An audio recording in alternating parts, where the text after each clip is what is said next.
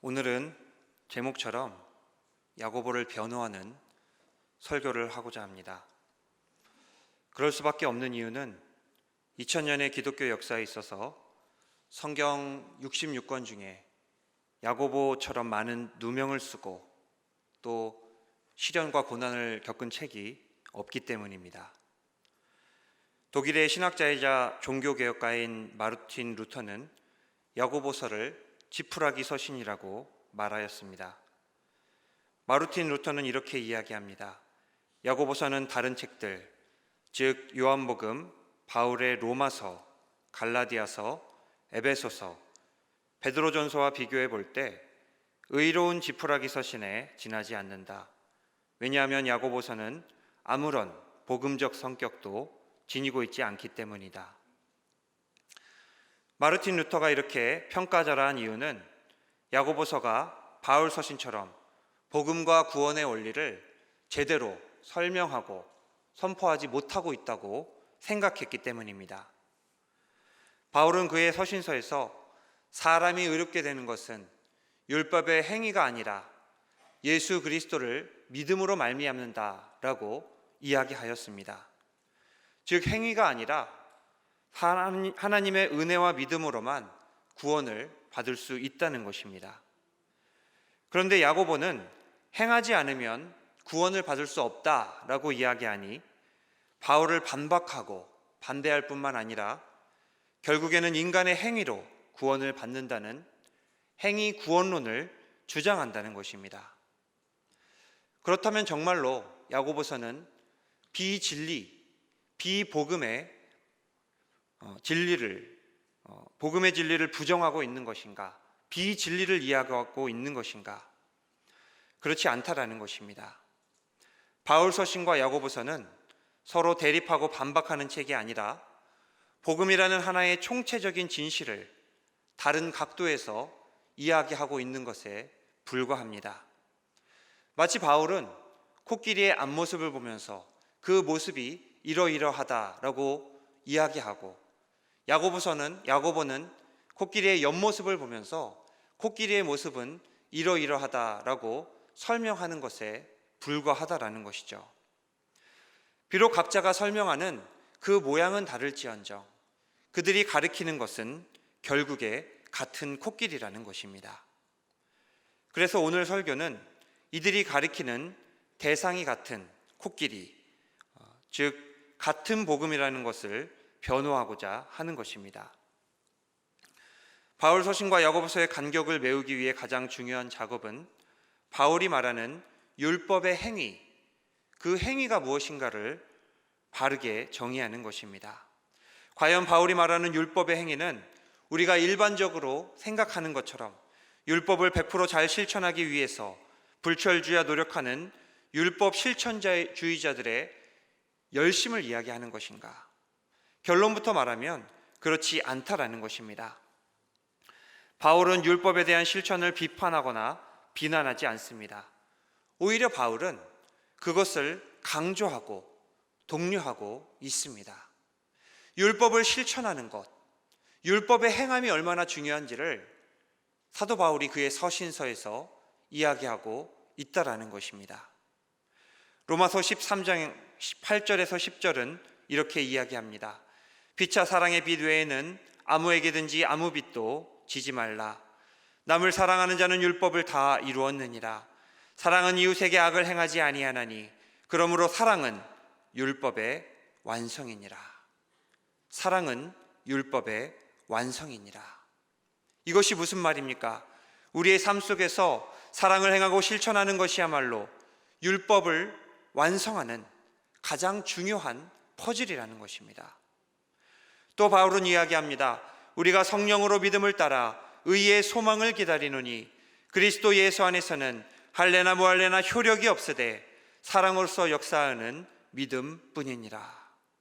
사도 바울은 지금 의의 소망, 즉 하나님의 나라와 부활에 대한 소망을 간절히 기다리고 있다라고 이야기합니다. 그런데 그것이 어떻게 가능하냐는 것입니다. 사랑으로서 역사하는 믿음뿐이니라. 그러니까 믿음에서 비롯된 사랑의 실천이 아니고서는 하나님의 나라를 유업으로 받을 수 없다라고 바울은 선포하고 있다라는 것입니다. 그러니까 바울은 율법을 지키지 말라고 이야기하지 않았습니다. 바울은 누구보다도 율법의 중요성을 강조하였습니다. 바울은 누구보다도 율법의 요구를 이루고 율법을 완성하기 위하여 노력해야 한다라고 우리에게 이야기하고 있습니다.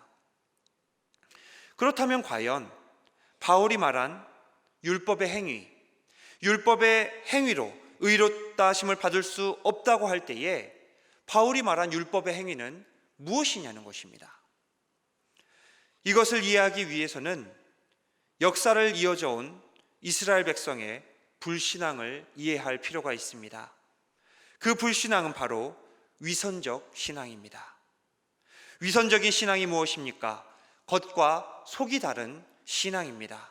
겉으로는 경건한 척하고, 겉으로는 잘 믿는 척하고, 겉으로는 신실하고 내가 의로운 것처럼 사람들에게 보이기 위하여서 노력하지만 그 실제로는 그 안에 참된 믿음과 사랑의 가치, 참된 율법의 가치가 없는 것을 우리가 위선적 신앙이라고 이야기하게 된다는 것입니다. 구약의 예언서들은 이러한 이스라엘의 위선적인 신앙을 적나라하게 지적하고 있습니다. 이사야서의 말씀은 이렇게 이야기합니다. 헛된 재물을 다시 가져오지 말라. 분향은 내가 가증히 여기는 바요. 월삭과 안식일과 대회로 모이는 것도 그러하니 성회와 아울러 악을 행하는 것을 내가 견디지 못하겠노라. 1장 15절에는 이렇게 이야기합니다.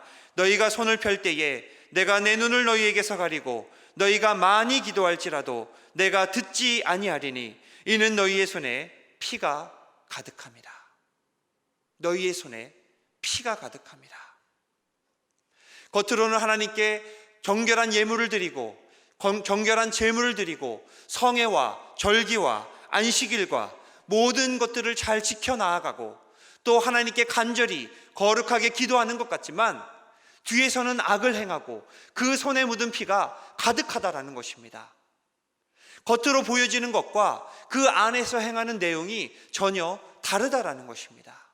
그것이 이스라엘 백성들이 보여주는 위선적인 신앙, 불신앙이라는 것입니다. 이러한 이스라엘 백성들의 불신앙은 구약에서만 비롯되는 것이 아니라 신약의 시대까지 이어지게 된다라는 것입니다. 예수님은 바리새인과 서기관들을 일컬어서 이렇게 말씀하십니다. 화 있을진저 외식하는 서기관들과 바리새인들이여, 너희가 박하와 회향과 근처의 11조는 들이되 율법에 더 중한 바 정의와 긍휼과 믿음은 버렸도다. 화 있을진저 외식하는 서기관들과 바리새인들이여, 회칠한 무덤 같으니 겉으로는 아름답게 보이나 그 안에는 죽은 사람의 뼈와 모든 더러운 것이 가득하도다. 이와 같이 너희도 겉으로는 사람에게 옳게 보이되 안으로는 외식과 율법이 가득하더라. 여기서 예수님은 구약의 이사야 말씀과 동일하게 이스라엘 백성들의 위선적인 신앙을 지적하고 계십니다. 겉으로는 잘 믿는 척하지만, 겉으로는 의로운 척하지만, 겉으로는 거룩한 척하지만 그 안에는 율법이 요구하는 율법의 참된 알맹이, 사랑과 믿음과 정의를 실천하는 그 행함이 없다라고 예수님은 말씀하고 계시다라는 것입니다. 그것이 예수님께서 역겨워하시는 신앙이었고 마태복음 23장에서 7번이나 화를 선포하신 이유였음을 우리가 분명히 기억해야 한다라는 것이죠. 바울이 말하는 율법의 행위는 바로 이러한 맥락 위에 서 있습니다. 바울이 로마서와 갈라디아서에서 지적하는 이 사람들은 자신을 경건하게 보이기 위해 형식적인 율법에만 집착하는 위선주의자인 동시에 이러한 형식적인 율법 준수를 자신의 구원의 근거로 삼는 공로주의자를 말합니다. 그러니까 이 율법의 행위는 율법을 지키기 위해서 불철주야 노력하고 하나라도 잘못하면 어떻게 하나라고 그렇게 아쉬워하면서 율법의 행위, 하나님이 원하시는 율법의 요구를 이루기 위해서 노력하는 사람들의 태도를 가리키는 것이 아니라는 이야기입니다. 바울이 그의 서신서에서 말하는 율법의 행위라는 것은 율법의 본질인 사랑과 믿음과 정의의 실천은 없고 외식적이고 형식적인 규정들, 예를 들면 할례나 안식일이나 절기나 음식 규정과 같은 사랑의 실천과는 무관한 형식적이고 외식적인 것에만 매달리는 이들의 행위를 이야기합니다. 하나님이 요구하시는 것은 그런 기계적이고 형식적인 율법의 준수가 아니라는 것입니다. 하나님께서 정말로 우리에게 요구하시는 것은 사랑과 희생과 섬김과 긍휼의 신앙을 실천하고, 그래서 예수님이 말씀하신 바 온 율법과 선지자의 강령이라고 하신 하나님 사랑과 이웃 사랑을 우리 삶 가운데에서 실천하는 바로 그 믿음의 삶에 있음을 우리에게 이야기하고 있다라는 것입니다. 그것이 율법이 추구하는 최종 목표이고 율법을 완성하는 것이며 율법의 요구를 이루는 것입니다. 그런데 이런 율법의 알맹이는 없이 그저 형식적이고 외식적으로 율법을 준수하고 그것을 자신의 구원의 근거로 여기려는 얄팍한 신앙적인 태도, 이것을 바울은 지적하고 있는 것입니다. 그게 바울이 말하는 율법의 행위라는 거예요. 이런 신앙으로는 구원을 받을 수가 없습니다. 그렇다면 야고보가 말하는 복음은 무엇입니까? 야고보가 말하는 복음도 당연히 실천하는 신앙입니다. 오늘 말씀 2장 15절에서 16절 말씀은 이렇게 이야기합니다. 만일 형제나 자매가 헐벗고 일용할 양식이 없는데 너희 중에 누구든지 그에게 이르되 평안히 가라, 덥게 하라, 배부르게 하라 하면 그 몸에 쓸 것을 주지 아니하면 무슨 유익이 있으리요? 이와 같이 행함이 없는 믿음은 그 자체가 죽은 것이니라. 말은 청산유수입니다. 가난한 사람들 도와줘야 된다. 참된 신앙은 이러이러해야 된다. 하나님께서 요구하시는 것은 바로 이러한 신앙이다. 말로는 청산유수인데 정작 실천은 없습니다. 말만 하고 아무것도 행하지 않는다라는 것입니다. 지금 야고보는 1장과 2장에서 부자와 가난한 사람을 차별 대하는 성도들의 이중적인 태도를 지적하고 있습니다. 부자들에게는 아주 잘해줍니다. 어서 오십시오, 이곳에 앉으십시오. 그렇게 부자들에 대해서 아주 잘 행하지만 행색이 초라하고 가난한 자들이 올 때에는 너는 저 뒤에 가서 앉으라, 저 바닥에 가서 앉으라, 차별하는 그들의 이중적인 모습, 부자는 잘해주고 가난한 자는 잘 안 해주는 이러한 모습들은 이웃을 사랑하라 하신 예수님의 율법을 온전히 실천하는 모습이 아니라는 것입니다. 그러면 어떻게 우리가 예수님이 말씀하신 율법에서 이야기하고 있는 이웃사랑의 계명을 실천하는 것인가?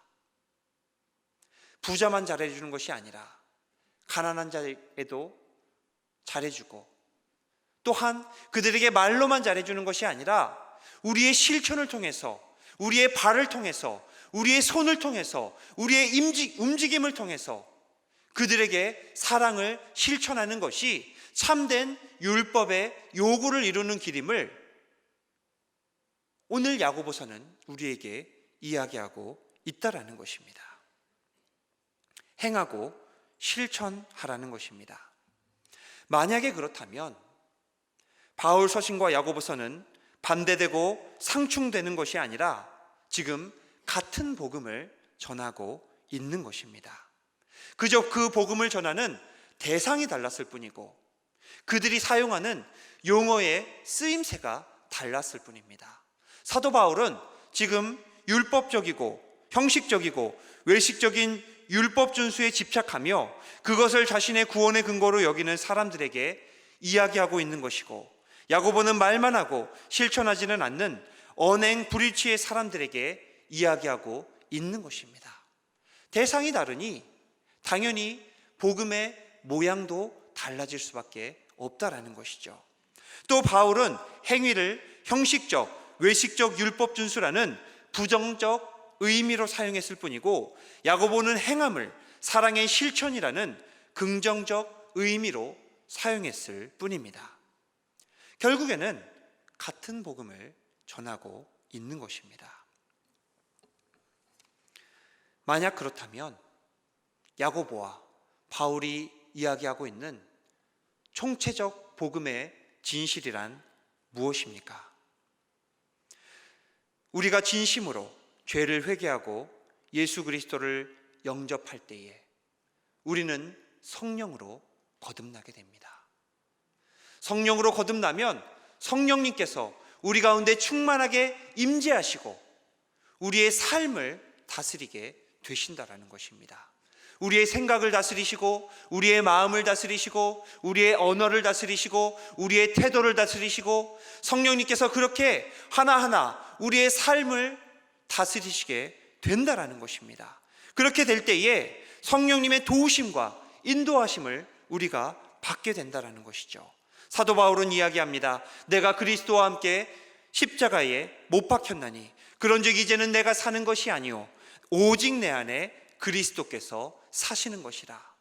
예수 그리스도를 영접한 우리들은 내 뜻대로 옛 모습을 덧입고 살아가는 것이 아니라 이제는 새로운 모습을 덧입고 새로운 사람으로 새로운 삶을 살아가는 사람들입니다. 그렇게 그리스도의 영이신 성령님이 나를 충만하게 다스리실 때에, 내가 새 사람으로 덧입을 때에 우리의 육신의 연약함으로 이룰 수 없었던 율법의 요구를 성령님의 도우심을 통해서 우리가 온전히 이루어갈 수가 있다라는 것입니다. 우리는 너무나도 연약한 사람들입니다.